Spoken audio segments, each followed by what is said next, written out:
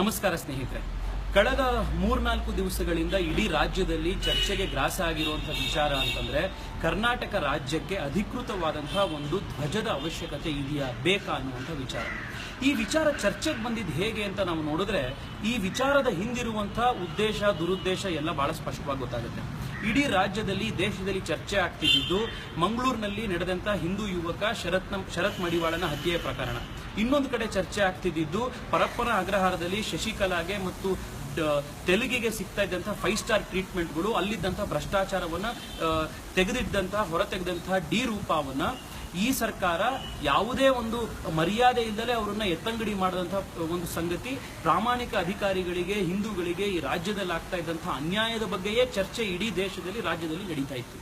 ಆದರೆ ರಾತ್ರೋರಾತ್ರಿ ನಮ್ಮ ಮುಖ್ಯಮಂತ್ರಿಗಳಿಗೆ ಈ ರಾಜ್ಯದ ಒಂದು ಬಾವುಟ ಬರಬೇಕು, ರಾಜ್ಯಕ್ಕೊಂದು ಬಾವುಟ ಬರಬೇಕು ಅನ್ನುವಂಥ ಒಂದು ಭಾವನೆ ಅವರು ಮನಸ್ಸಿನಲ್ಲಿ ಉತ್ಪತ್ತಿಯಾಗಿ ರಾತ್ರೋರಾತ್ರಿ ಕನ್ನಡ ಪ್ರೇಮ ಉಕ್ಕಿ ಹರಿದು ಅವರಿಗೆ ಒಂದು ರಾಜ್ಯಕ್ಕೊಂದು ಬಾವುಟ ತಗೊಂಡು ಬರಬೇಕು ಅಂತ ಹೇಳಿ ಅದಕ್ಕೊಂದು ಹೊಸ ರಾಜ್ಯ ಧ್ವಜವನ್ನ ನವೀನ ವಿನ್ಯಾಸಗೊಳಿಸಲಿಕ್ಕೆ 9 ಮಂದಿಯ ಒಂದು ಸಮಿತಿಯನ್ನು ರಚನೆ ಮಾಡಿ ನೋಟಿಫಿಕೇಶನ್ ಇಶ್ಯೂ ಮಾಡಿ ಅದನ್ನ ಮೀಡಿಯಾಗೆ ಬಿಡ್ತಾರೆ. ಈಗ ಬರುವಂತದ್ದು ಪ್ರಶ್ನೆ, ನಮ್ಮ ಮುಖ್ಯಮಂತ್ರಿಗಳ ಉದ್ದೇಶ ಶುದ್ಧಿ ಬಗ್ಗೆ ಎಲ್ರಿಗೂ ಕೂಡ ಡೌಟ್ ಇದೆ. ಯಾಕೆ ಅಂತಂದ್ರೆ ಅವರು ಇದನ್ನ ಮೀಡಿಯಾಗೆ ಲೀಕ್ ಮಾಡಿದಂತಹ ಟೈಮು ಮತ್ತೆ ಕಾಂಟ್ರವರ್ಸಿಗಳಿಂದ ಬಿಡಿಸ್ಕೊಂಡು ರಾಜ್ಯದ ಜನತೆಯ ಅಟೆನ್ಷನ್ ಅನ್ನು ಡೈವರ್ಟ್ ಮಾಡಬೇಕು ಅನ್ನುವಂಥದ್ದು ಮಾಡಿದ್ದು ಎಲ್ರಿಗೂ ಗೊತ್ತಾಗಿದೆ. ಆದರೆ ರಾತ್ರೋರಾತ್ರಿ ಕನ್ನಡದ ಬಗ್ಗೆ ಮುಖ್ಯಮಂತ್ರಿಗಳಿಗೆ ಇಷ್ಟೊಂದು ಪ್ರೇಮ ಬಂದಿರುವಂಥದ್ದು, ಭಕ್ತಿ ಬಂದಿರೋದು ಕೂಡ ಸಂಶಯಾಸ್ಪದ ಅಂತ ಹೇಳಿ ಗೊತ್ತಾಗ್ತಿದೆ. ಯಾಕೆಂದ್ರೆ ಮುಖ್ಯಮಂತ್ರಿಗಳೆಲ್ಲೂ ಕೂಡ ಸ್ಪಷ್ಟವಾಗಿ ಹೇಳಲಿಲ್ಲ ರಾಜ್ಯಕ್ಕೆ ಬಾವುಟ ಬೇಕೋ ಬೇಡವೋ ಅಂತ. ಅದು ನೋಡ್ಲಿಕ್ಕೆ ನಾವು ಸಮಿತಿನ ರಚನೆ ಮಾಡಿದೀವಿ, ಆ ಸಮಿತಿ ಶಿಫಾರಸ್ ಕೊಟ್ಟ ಮೇಲೆ ನನ್ನ ಅಭಿಪ್ರಾಯ ತಿಳಿಸ್ತೀನಿ ಎಂದ್ರು. ಆದ್ರೆ ಬಿಜೆಪಿಯವರು ಇದನ್ನ ವಿರೋಧ ಮಾಡಲಿ ನೋಡೋಣ ಅಂತ ಹೇಳಿ ಮಾತ್ರ ರಾಜಕೀಯ ಬಂಡವಾಳಕ್ಕೆ ಬಳಸ್ಕೊಳ್ಳಿಕ್ಕೆ ಒಂದು ಸವಾಲ್ ಹಾಕಿದ್ರು. ಬಿಜೆಪಿಯವರು ಬೇಡ ಅಂದ್ಬಿಟ್ರೆ ಅವರನ್ನ ನಾವು ಕನ್ನಡ ದ್ವೇಷಿಗಳು ಅಂತ ಹೇಳಿ ನಾವು ಚಿತ್ರಿಸಲಿಕ್ಕೆ ಸಾಧ್ಯ ಇದೆ ಅನ್ನುವಂತ ಒಂದು ಗಿಮ್ಮಿಕ್. ಮುಖ್ಯಮಂತ್ರಿಗಳೇ, ಒಂದ್ ನೆನ್ಪಿಟ್ಕೊಳ್ಳಿ, ಕರ್ನಾಟಕದ ಜನ, ಇಂದಿನ ಕರ್ನಾಟಕದ ಯುವಕರು ನಿಮ್ಮೀ ಎಲ್ಲ ಪೊಲಿಟಿಕಲ್ ಗಿಮ್ಮಿಕ್ಗಳನ್ನ ನಂಬುವಂತ ದಡ್ಡರಲ್ಲ. ನಾವು ಯಾರು ಅಂತಂದ್ರೆ ಕುರಿತೋದದಯುಂ ಕಾವ್ಯ ಪ್ರಯೋಗ ಪರಿಣತ ಮತಿಗಳು ಈ ನಾಡವರ್ ಅಂತ ಹೇಳಿ ಕವಿರಾಜ ಮಾರ್ಗದಲ್ಲಿ ಈ ನಾಡಿನ ಕನ್ನಡ ನಾಡಿನ ಜನತೆಯ ಬುದ್ಧಿಮತ್ತೆಯ ಬಗ್ಗೆ ಆಗಿಂದನೇ ಹೇಳಿರುವಂತಹ ಪ್ರಬುದ್ಧರು ಕರ್ನಾಟಕದಲ್ಲಿ ಇರೋದ್ರಿಂದ ನಿಮ್ಮ ಈ ನಾಟಕವನ್ನ, ಈ ರಾತ್ರೋರಾತ್ರಿ ಬಂದಿರುವಂತಹ ಕನ್ನಡದ ಪ್ರೇಮವನ್ನ ಯಾರೂ ಕೂಡ ನಂಬೋದಿಲ್ಲ ಮುಖ್ಯಮಂತ್ರಿಗಳೇ. ಆ ವಿಚಾರ ಹಾಗಿರಲಿ. ನೀವು ಕಾನೂನು ಪದವೀಧರರು, ನಾನು ಕೂಡ ವಕೀಲನಾಗಿ ಕೆಲಸ ಮಾಡಿದ್ದೆ ಅಂತ ಹೇಳ್ಕೊಳ್ತೀರಿ. ಆದರೆ ನಿಮಗೆ ಗೊತ್ತಿಲ್ವಾ, ಸಂವಿಧಾನದಲ್ಲಿ ನಾವು ಆರ್ಟಿಕಲ್ 370ಯ ಕೆಳಗಡೆ ಜಮ್ಮು ಕಾಶ್ಮೀರಕ್ಕೆ ಒಂದು ವಿಶೇಷ ಸ್ಥಾನಮಾನ ಇದೆ.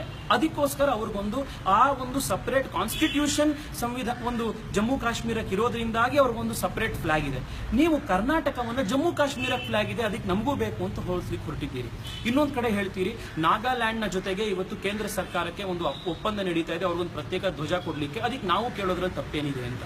ಆದ್ರೆ ನಿಮಗೆ ಗೊತ್ತಿಲ್ವಾ ಮುಖ್ಯಮಂತ್ರಿಗಳೇ, ಯಾವ ರೀತಿ ಆರ್ಟಿಕಲ್ 370 ಕೆಳಗಡೆ ಜಮ್ಮು ಕಾಶ್ಮೀರಕ್ಕೆ ಸ್ಪೆಷಲ್ ಸ್ಟೇಟಸ್ ಇದೆಯೋ, ನಾಗಾಲ್ಯಾಂಡ್ಗೂ ಕೂಡ ನಮ್ಮ ಸಂವಿಧಾನದ ಕೆಳಗಡೆ ಆರ್ಟಿಕಲ್ 371A ಕೆಳಗಡೆ ಅದಕ್ಕೂ ಒಂದು ಪ್ರತ್ಯೇಕ ಒಂದು ಸ್ಥಾನಮಾನ ಇದೆ. ಕಾರಣ ಯಾಕೆ ಅಂತಂದ್ರೆ ಜಮ್ಮು ಕಾಶ್ಮೀರ ಯಾವ ರೀತಿ ಭಾರತದಿಂದ ನಾನು ಪ್ರತ್ಯೇಕಗೊಳ್ಳಬೇಕು ಅನ್ನುವಂತಹ ಒಂದು ದೊಡ್ಡ ಹೋರಾಟ, ಗನ್ನು, ಬಂದೂಕು, AK-47ಗಳು, ಜಿಹಾದಿ ಸಂಘಟನೆಗಳು, ಬೇರೆ ಬೇರೆ ದೇಶದವರೆಲ್ಲರೂ ಕೂಡ ಫಂಡ್ ಮಾಡಿರುವಂತಹ ಒಂದು ಸಪರೇಟ್ ಮೂವ್ಮೆಂಟ್ ಏನ್ ನಡೀತಾ, ಸಪರೇಟಿಸ್ಟ್ ಮೂವ್ಮೆಂಟ್ ಏನ್ ಜಮ್ಮು ಕಾಶ್ಮೀರದಲ್ಲಿ ನಡೀತಿದೆಯೋ, ಅದೇ ರೀತಿಯ ಕ್ರಿಶ್ಚಿಯನ್ ಇವ್ಯಾಂಜಲಿಕಲ್ ಸಪೋರ್ಟ್ ನಿಂದ ನಡೀತಾ ಇರುವಂತಹ ಭಾರತದಿಂದ ಪ್ರತ್ಯೇಕಗೊಳ್ಳಬೇಕು ಅನ್ನುವಂತಹ ಒಂದು ಮೂವ್ಮೆಂಟ್ ನಾಗಾಲ್ಯಾಂಡ್ ನಲ್ಲೂ ನಡೀತಾ ಇದೆ. ನಮ್ಮ ಕರ್ನಾಟಕವನ್ನ, ಯಾವ ಕರ್ನಾಟಕವನ್ನ ಕುವೆಂಪು ಅವರು ಭಾರತ ಜನನಿಯ ತನುಜಾತೆ ಅಂತ ಹೇಳಿದ್ರು, ಆ ಕರ್ನಾಟಕವನ್ನ ನಾನು ಭಾರತದಿಂದ ಪ್ರತ್ಯೇಕಗೊಳ್ಳಬೇಕು ಅಂತ ಹೇಳಿ ಕೈಯಲ್ಲಿ ಬಂದೂಕು ಹಿಡ್ಕೊಂಡಿರುವಂತಹ ಕಾಶ್ಮೀರಿಗಳ ಜೊತೆಗೆ, ನಾಗಾಲ್ಯಾಂಡ್ ನ ಜೊತೆಗೆ ಹೋಲಿಸೋದಿಕ್ಕಾದ್ರೂ ನಿಮಗೆ ಮನಸ್ಸು ಬರೋದಿಲ್ವಾ? ಇನ್ನೊಂದು ಪ್ರಶ್ನೆ ಬಹಳಷ್ಟು ಜನ ಕೇಳ್ತಾರೆ, ನಮಗಾಗ್ಲೇ ಒಂದು ಧ್ವಜ ಇದೆ, ಆ ಧ್ವಜಕ್ಕೆ ಏನು ವಿನ್ಯಾಸಗೊಳಿಸೋದೇನು ಅಂತ. ನನಗೂ ಇದೇ ಡೌಟ್ ಬಂದಿರೋದು ಮುಖ್ಯಮಂತ್ರಿಗಳೇ. ಸುಮಾರು 1960ನೇ ಇಸ್ವಿಯಿಂದ ನಾವೆಲ್ಲರೂ ಕೂಡ ಬಹಳ ಅಭಿಮಾನದಿಂದ, ಗೌರವದಿಂದ, ಬಹಳ ಪೂಜನೀಯ ಭಾವದಿಂದ ನೋಡುವಂತಹ ಕನ್ನಡದ ಧ್ವಜ ನಾವೆಲ್ಲರೂ ಕೂಡ ಆಗ್ಲೇ ಕರ್ನಾಟಕದ ನೋಡಿದ್ದೇವೆ. ನವೆಂಬರ್ 1ನೇ ತಾರೀಕು ಬಂತು ಅಂತಂದ್ರೆ ಎಲ್ಲರೂ ಕೂಡ ಅದನ್ನ ನಮ್ಮ ಧ್ವಜ ಅಂತ ಹೇಳಿ ಎಲ್ಲರೂ ಕೂಡ ಅದನ್ನು ಗೌರವಿಸ್ತಾ ಇದ್ದೀವಿ. ನೀವು ಸಮಿತಿ ರಚನೆ ಮಾಡಿರೋದು ಕರ್ನಾಟಕ ರಾಜ್ಯಕ್ಕೆ ಒಂದು ಹೊಸ ಧ್ವಜವನ್ನು ರಚನೆ ಮಾಡ್ಲಿಕ್ಕೆ ಒಂದು ಸಮಿತಿ.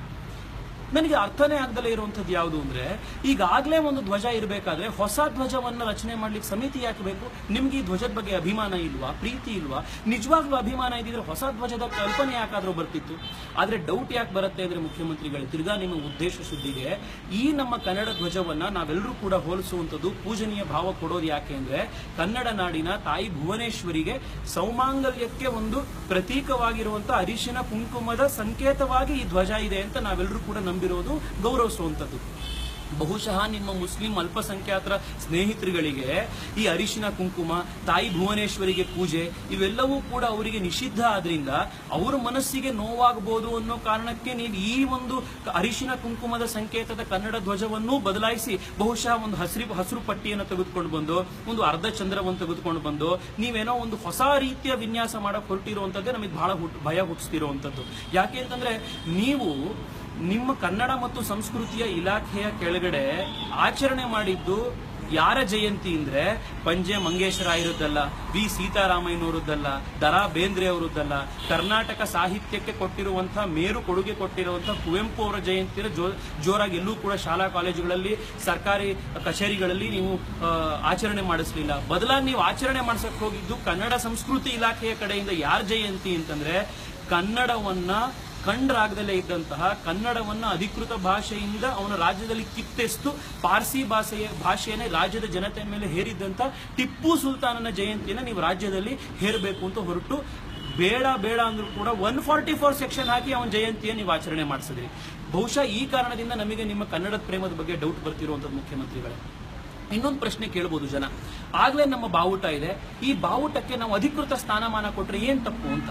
ಆದ್ರೆ ಸಮಸ್ಯೆ ಏನಾಗೋದು ಅಂತಂದ್ರೆ, ಇವತ್ತು ನಮ್ಮ ಸಂವಿಧಾನದ ಕೆಳಗಡೆ ವಿಶೇಷ ಸ್ಥಾನಮಾನ ಇರುವಂತಹ, ಅದು ಬೇರೆ ಬೇರೆ ಸಂಪೂರ್ಣ ಇಂಟಿಗ್ರೇಷನ್ ನ ಕಾರಣದಿಂದಾಗಿ ಇಲ್ದಲೇ ಇರುವಂತಹ ಜಮ್ಮು ಕಾಶ್ಮೀರ, ನಾಗಾಲ್ಯಾಂಡ್ ಅಂತ ಊರುಗಳಿಗಿದೆ ಬಿಟ್ರೆ, ಇನ್ನು ಈ ಸಂವಿಧಾನದಲ್ಲಿ ಯಾವುದೇ ಕಾರಣಕ್ಕೂ ಒಂದು ನ್ಯಾಷನಲ್ ಫ್ಲಾಗ್ ನ ಹೊರತಾಗಿ ಬೇರೆ ಫ್ಲಾಗ್ ನ ಮಾಡ್ಕೊಳ್ಳಿಕ್ಕೆ ಅವಕಾಶ ಇಲ್ಲ.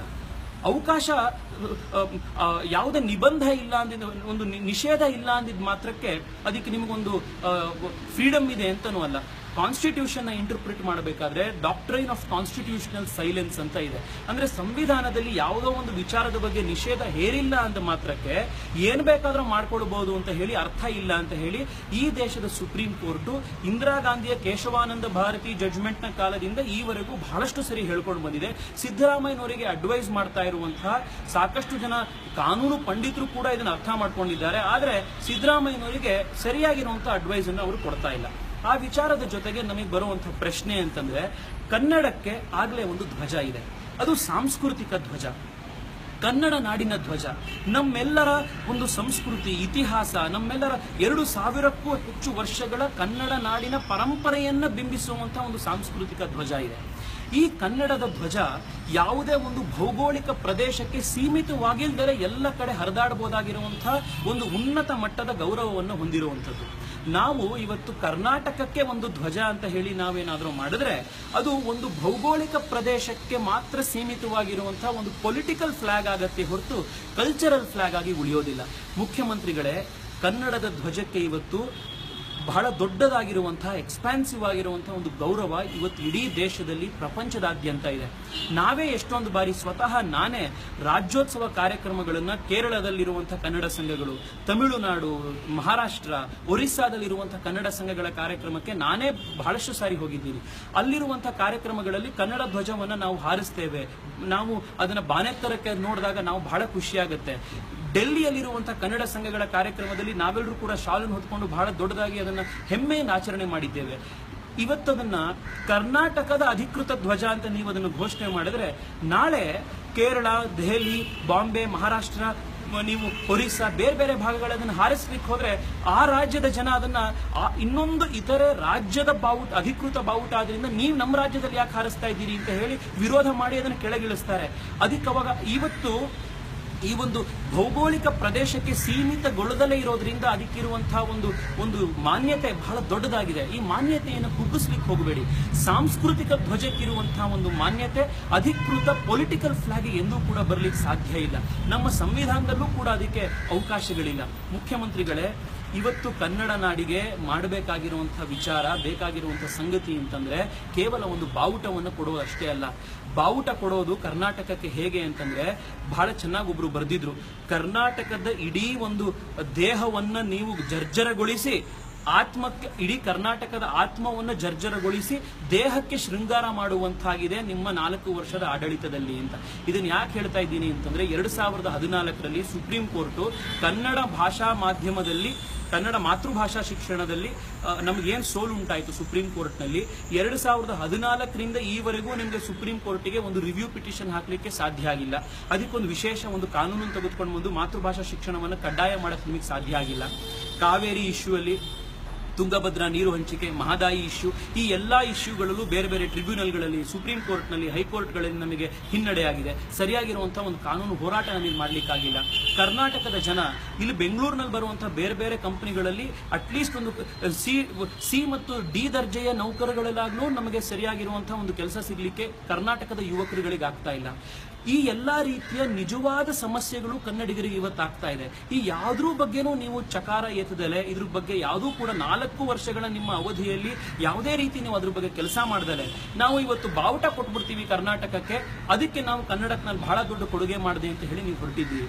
ಮುಖ್ಯಮಂತ್ರಿಗಳೇ, ದಯವಿಟ್ಟು ನೆನಪಿಟ್ಕೊಳ್ಳಿ, ಕನ್ನಡಕ್ಕೆ ಇವತ್ತು ಬೇಕಿರುವಂಥದ್ದು ಒಂದು ಕೇವಲ ಒಂದು ಸಾಂಕೇತಿಕವಾಗಿರುವಂತಹ ಬಾವುಟ ಅಲ್ಲ, ಬದಲಾಗಿ ಇವತ್ತು ಕನ್ನಡ ನಾಡಿನ ಜಲ, ಕನ್ನಡ ನಾಡಿಗೆ ಬೇಕಾಗುವಂತಹ ನಮ್ಮ ಸಾಹಿತ್ಯ, ಸಂಗೀತ ಇವೆಲ್ಲವನ್ನು ಉಳಿಸಬೇಕಾಗಿರುವಂತಹ ಜವಾಬ್ದಾರಿ ಇವತ್ತು ಕನ್ನಡ ನಾಡಿನ ಸರ್ಕಾರದ ಮೇಲಿರುವಂಥದ್ದು. ನಾನು ನಿಮಗೆ ಕೇಳ್ತಿದ್ದೇನೆ, ನೀವು 4 ವರ್ಷದಲ್ಲಿ ಎಷ್ಟು ಜನ ಯುವ ಕನ್ನಡ ಸಾಹಿತಿಗಳಿಗೆ, ಯುವ ಬರಹಗಾರರಿಗೆ ಎಷ್ಟು ರೀತಿಯಲ್ಲಿ ನೀವು ಪ್ರೋತ್ಸಾಹ ಕೊಟ್ರಿ? ಯಾರು ಕೂಡ ಇವತ್ತು ನಾವು ಅದನ್ನ ಆ ರೀತಿಯ ಒಂದು ಧನಾತ್ಮಕ ಕನ್ಸ್ಟ್ರಕ್ಟಿವ್ ಆಗಿರುವಂತಹ ಕೆಲಸಗಳನ್ನ ಮಾಡಿದಾಗ ಯಾರು ಕೂಡ ಅಬ್ಜೆಕ್ಟ್ ಮಾಡೋದಿಲ್ಲ. ನೀವು ಇತ್ತೀಚೆಗೆ ನಿಮ್ಮ ಸರ್ಕಾರ CBSE, ICSE ಶಾಲೆಗಳಲ್ಲಿ ಕಂಪಲ್ಸರಿಯಾಗಿ 1ನೇ ಕ್ಲಾಸ್ನಿಂದ 10ನೇ ಕ್ಲಾಸ್ನವರೆಗೆ ಕನ್ನಡ ಒಂದು ಭಾಷೆಯ ಕಲಿಸಬೇಕು ಅಂತ ಹೇಳಿ ನೀವು ಒಂದು ಸರ್ಕ್ಯುಲರ್ ಹೊರಡಿಸಿದ್ರಿ. ಎಲ್ಲರೂ ಕೂಡ ಅದನ್ನ ಸ್ವಾಗತಿಸಿದ್ವಿ. ಯಾಕೆ ಅಂತಂದ್ರೆ ಅದು ನಿಜವಾಗ್ಲೂ ಧನಾತ್ಮಕವಾಗಿರುವಂತಹ ಒಂದು ಪಾಸಿಟಿವ್ ಸಂಕೇತ. ಅದನ್ನ ಬಿಟ್ಟು ನಾನೊಂದು ಬಾವುಟ ಕೊಡಕ್ಕೆ ಹೋಗ್ತೀನಿ ಅನ್ನುವಂಥ ಒಂದು ಗಿಮ್ಮಿಕ್ ಮಾಡ್ಲಿಕ್ಕೆ ಕೊಟ್ಟಿದ್ದೀರಲ್ಲ ಮುಖ್ಯಮಂತ್ರಿಗಳೇ, ಅದು ಇಡೀ ರಾಜ್ಯದ ಜನತೆಗೆ ಬಹಳ ಒಂದು ಬೇಸರ ತಗೊಂಡು ಬಂದಿರುವಂತಹ ಸಂಗತಿ. ಮುಖ್ಯಮಂತ್ರಿಗಳೇ, ಮತ್ತೊಂದು ವಿಚಾರವನ್ನು ಹೇಳಿ ಈ ವಿಡಿಯೋವನ್ನು ಮುಗಿಸ್ತಾನೆ. ನೀವು ಇತ್ತೀಚೆಗೆ ಎಲ್ರಿಗೂ ಮಾತೃಭಾಷಾ ಶಿಕ್ಷಣದ ವಿಚಾರವನ್ನು ಕೇಳಿದಾಗ ಒಂದು ಮಾತನ್ನು ಹೇಳಿದ್ರು, ನಾವೆಲ್ಲರೂ ಕೂಡ ನಮ್ಮ ಮಾತೃಭಾಷಾ ಶಿಕ್ಷಣ ಉಳಿಬೇಕು, ನಮ್ಮ ಭಾಷೆ ಉಳಿಬೇಕು ಅಂದ್ರೆ ನಮ್ಮ ಮಕ್ಕಳುಗಳನ್ನ ನಾವು ಕನ್ನಡ ಮಾಧ್ಯಮದ ಶಾಲೆಗಳಿಗೆ ಕಳಿಸಬೇಕು ಅಂತ. ಮಾನ್ಯ ಮುಖ್ಯಮಂತ್ರಿಗಳೇ, ನೀವೇ ನಿಜವಾಗ್ಲೂ ಹೇಳಿ, ನಿಮ್ಮ ಮೊಮ್ಮಕ್ಕಳನ್ನ ನೀವು ಯಾವ ಶಾಲೆಗಳಿಗೆ ಸೇರಿಸಿದ್ದೀರಿ ಅಂತ. ಯಾಕೆಂದ್ರೆ ಇತ್ತೀಚೆಗೆ ನಡೆದಂತಹ ವೀಕೆಂಡ್ ವಿತ್ ರಮೇಶ್ ಕಾರ್ಯಕ್ರಮದಲ್ಲಿ ಕಡೆಗೆ ಬಂದಂತಹ ನಿಮ್ಮನ್ನ ಮಾತನಾಡಿಸಲಿಕ್ಕೆ ಬಂದಂತಹ ನಿಮ್ಮ ಮುದ್ದಾಗಿರುವಂತಹ ಮೊಮ್ಮಕ್ಕಳುಗಳಿಗೆ ಸರಿಯಾಗಿ ಕನ್ನಡದಲ್ಲಿ ಒಂದೇ ಒಂದು ಸಾಲನ್ನೂ ಮಾತನಾಡ್ಲಿಕ್ಕಾಗಲಿಲ್ಲ. ಇಂಥ ಒಂದು ಪರಿಸ್ಥಿತಿ ನಿಮ್ಮ ಮೊಮ್ಮಕ್ಕಳಲ್ಲೇ ಇರಬೇಕಾದ್ರೆ ನೀವು ಇತರರಿಗೆ ಭಾಷೆಯನ್ನು ಉಳಿಸಲಿಕ್ಕೆ ನೀವು ನಿಮ್ಮ ಮಕ್ಕಳನ್ನ ಕನ್ನಡ ಶಾಲೆಗೆ ಸೇರಿಸಿ ಅಂತ ಬೋಧನೆ ಮಾಡೋದಕ್ಕೆ ಎಷ್ಟು ಮಾರಲ್ ರೈಟ್ ಇದೆ ಮುಖ್ಯಮಂತ್ರಿಗಳಿಗೆ? ನಿಮಗೆ ಯೋಚನೆ ಮಾಡಿ. ಕಡೆಯದಾಗಿ ಸ್ನೇಹಿತರೆ, ಒಂದು ನೆನಪಿಟ್ಕೊಳ್ಬೇಕು, ಇವತ್ತು ಭಾಷೆ ಉಳಿಯೋದು ನಾವು ಮಾತನಾಡೋದ್ರಿಂದ. ಭಾಷೆ ಉಳಿಯುವಂಥದ್ದು ನಾವು ಆ ಭಾಷೆಯನ್ನು ಹೆಚ್ಚೆಚ್ಚು ಬಳಸಿದಾಗ, ಬರವಣಿಗೆ ಮಾಡಿದಾಗ, ಪುಸ್ತಕಗಳನ್ನು ಹೊರಗೆ ತಂದಾಗ, ಸಾಹಿತ್ಯವನ್ನು ಸೃಷ್ಟಿಸಿದಾಗ ಈ ರಾಜ್ಯ, ಈ ಭಾಷೆ ಉಳಿದಿರುವಂಥದ್ದು ಅತ್ಯಂತ ಶ್ರೇಷ್ಠ ಕ್ವಾಲಿಟಿಯ ಸಾಹಿತ್ಯ ಕೃಷಿಯನ್ನ ಈ ರಾಜ್ಯದ ಮೇಧಾವಿಗಳು ಈ ರಾಜ್ಯಕ್ಕೆ ಕೊಟ್ಟಿರೋದ್ರಿಂದ, ಯಾವುದೇ ಸರ್ಕಾರಗಳಿಂದಲ್ಲ. ಕನ್ನಡಕ್ಕೆ ಬಾವುಟ ಇದೆ, ಕರ್ನಾಟಕಕ್ಕೆ ಅವಶ್ಯಕತೆ ಇಲ್ಲ. ಕನ್ನಡದ ಬಾವುಟಕ್ಕೆ ಯಾವುದೇ ಒಂದು ಭೌಗೋಳಿಕ ಸೀಮಿತ ಇಲ್ಲ, ಯಾವುದೇ ಒಂದು ಲಿಮಿಟ್ ಇಲ್ಲ. ಅದು ಆಸ್ಟ್ರೇಲಿಯಾದಲ್ಲೂ ಹಾರಾಡುತ್ತೆ, ಉತ್ತರ ಪ್ರದೇಶ ಲಖನೌದಲ್ಲೂ ಹಾರಾಡುತ್ತೆ, ನಮ್ಮ ಸ್ವಂತ ಇಂದಿರಾನಗರ, ಕೋರಮಂಗಲ, ಬೆಂಗಳೂರಿನಲ್ಲೂ ಕೂಡ ಹಾರಾಡುತ್ತೆ. ಆ ರೀತಿ ಭೌಗೋಳಿಕ ಒಂದು ಸೀಮಿತ ಇಲ್ಲದಲೇ ಇರುವಂತಹ ಒಂದು ಸಾಂಸ್ಕೃತಿಕ ಧ್ವಜವನ್ನ ರಾಜಕೀಯಗೊಳಿಸಿ ಕರ್ನಾಟಕ ಅನ್ನುವಂತಹ ಒಂದು ಪೊಲಿಟಿಕಲ್ ಎಂಟಿಟಿ, ಜಾಗ್ರಫಿಕಲ್ ಎಂಟಿಟಿ, ಭೌಗೋಳಿಕ ಪ್ರದೇಶಕ್ಕೆ ಸೀಮಿತ ಮಾಡೋದ್ರ ವಿರುದ್ಧ ನಾವಿದ್ದೇವೆ, ಕನ್ನಡದ ಧ್ವಜದ ವಿರುದ್ಧ ಅಲ್ಲ. ಕನ್ನಡಕ್ಕೆ ಆಗ್ಲೇ ಧ್ವಜ ಇದೆ. ಇರುವಂತಹ ಅರಿಶಿನ ಕುಂಕುಮದ ಸಾಂಸ್ಕೃತಿಕ ಧ್ವಜವನ್ನ ನಾವೆಲ್ಲರೂ ಕೂಡ ಗೌರವಿಸೋಣಂತೆ, ಅದನ್ನ ನಮ್ಮ ಹೆಮ್ಮೆಯ ಸಂಕೇತವಾಗಿ ಬಾನೆತ್ತರಕ್ಕೆ ಹಾರಿಸೋಣ. ಭಾರತ ಜನನೀಯ ತನುಜಾತೆ ಅಂತ ಏನಿದೆ, ಅದ್ರ ರೀತಿ ನಾವೆಲ್ಲರೂ ಕೂಡ ನಾವು ಭಾರತೀಯರಾಗಿ, ಕನ್ನಡಿಗರಾಗಿ ಹೆಮ್ಮೆಯಿಂದ ನಮ್ಮ ಜೀವನವನ್ನು, ನಾವು ಸಾಂಸ್ಕೃತಿಕ ಬಾವುಟವನ್ನ ನಾವು ಎದೆಗಪ್ಪಿ ನಮ್ಮ ಜೀವನವನ್ನು ನಡೆಸೋಣಂತೆ. ಸ್ನೇಹಿತರೆ, ಇವತ್ತು ಕರ್ನಾಟಕಕ್ಕೆ ಬೇಕಿರುವಂಥದ್ದು ಬೇರೆ ಧ್ವಜ ಅಲ್ಲ, ಬೇರೆ ಮುಖ್ಯಮಂತ್ರಿ. ನಮಸ್ಕಾರ.